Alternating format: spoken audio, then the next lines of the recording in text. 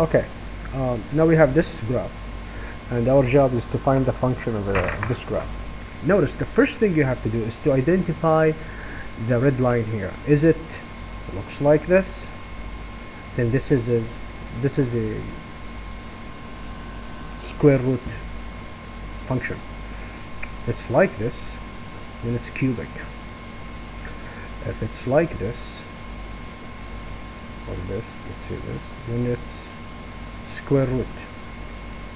If it's like this, then it's 1 over x. If it's like what does it have? It's like that, then it's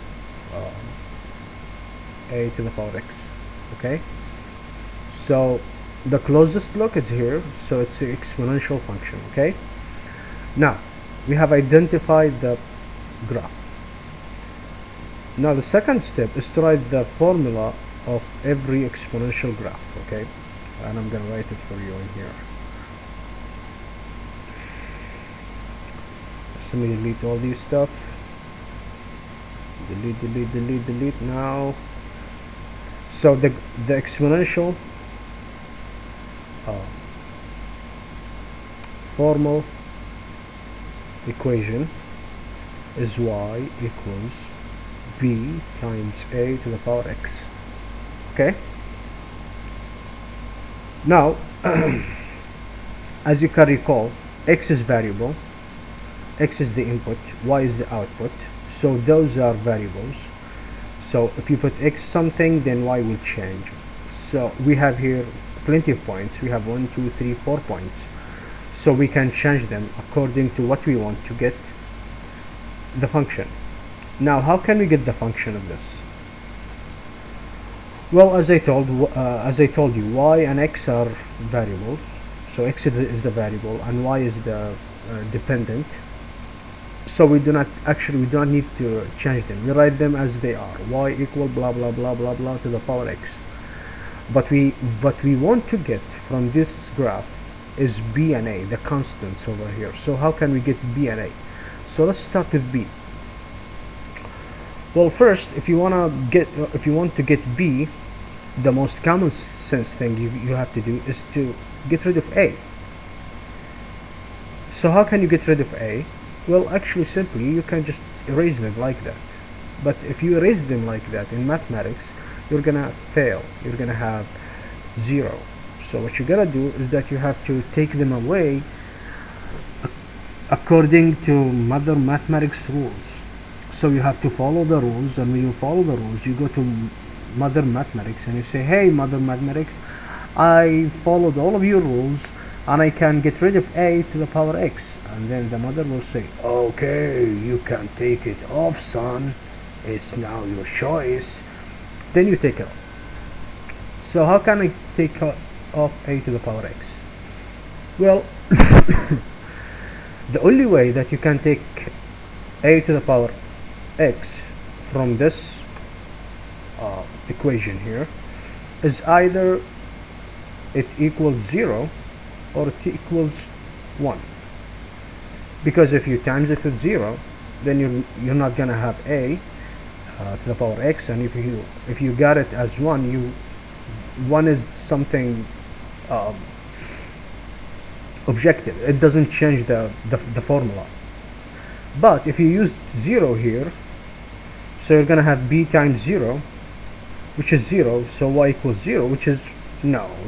This is not what we want. We want to get rid of a alone, a to the power x alone, and we get b. We stabilize b on here. So I guess 0 is not a good choice. So we have to have 1. So how can I have a to the power x equals 1? Well, according to modern mathematics, you can have x to 0. So a to the power 0 is 1. Actually, anything to the power 0 is 1. Okay, do we have a point with x equals 0? Yes, we have done here. So we just simply go. Now we obeyed all of the rules of our master, modern mathematics, and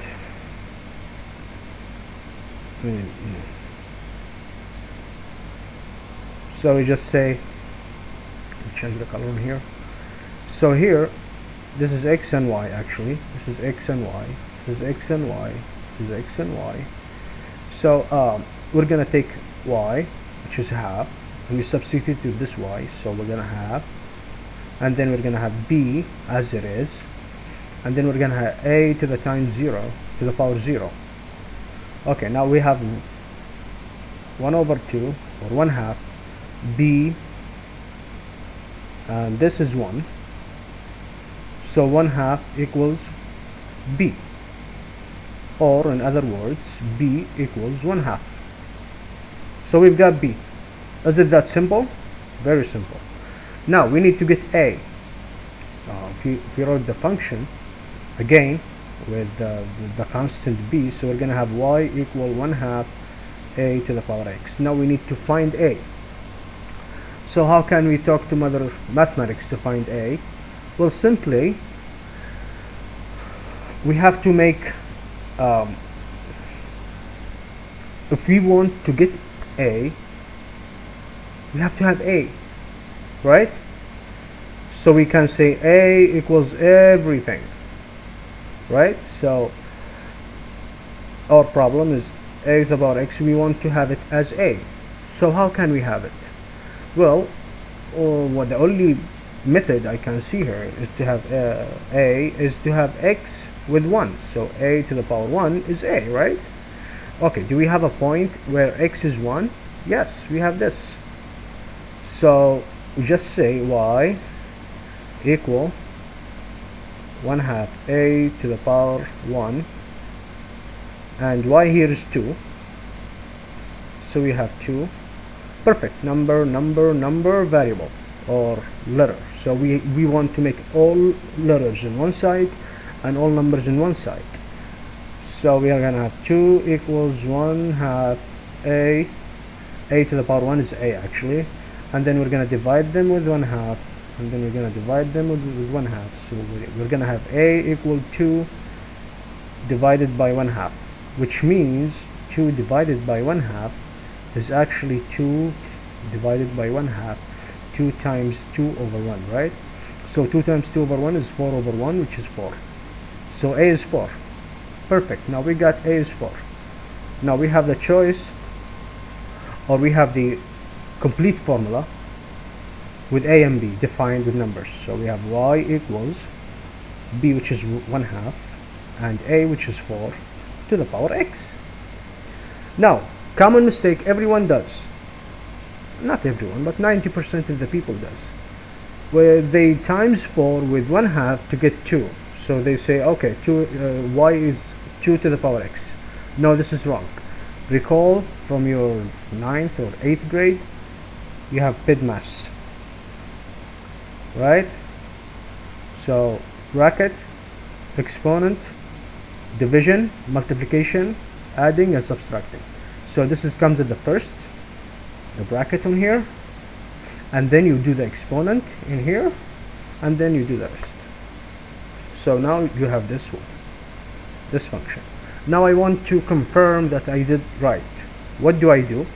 I pick any random choice. I use this, consume this, and I consume this. I do have 2 points, silver points. So I'm gonna take this point, okay, and try. I'm gonna put x with 2, as you can see here, x with 2, and I'm gonna do all of the calculations. If I get y equals to 8, then I'm doing right. If I get y not equal to 8, then there's a problem. I did. So what I'm gonna do simply is that I'm gonna say y equals 1 half 4 to the power 2, right? Well, 4 to the power 2 is 16, so I'm gonna have 1 half times 16. Now 16 times 1 half is 8, which is what I'm looking for. So y is 8. So when I go up and see, I have here, I put x with 2 and I got the output as 8, which is perfect. So this is how do you do it.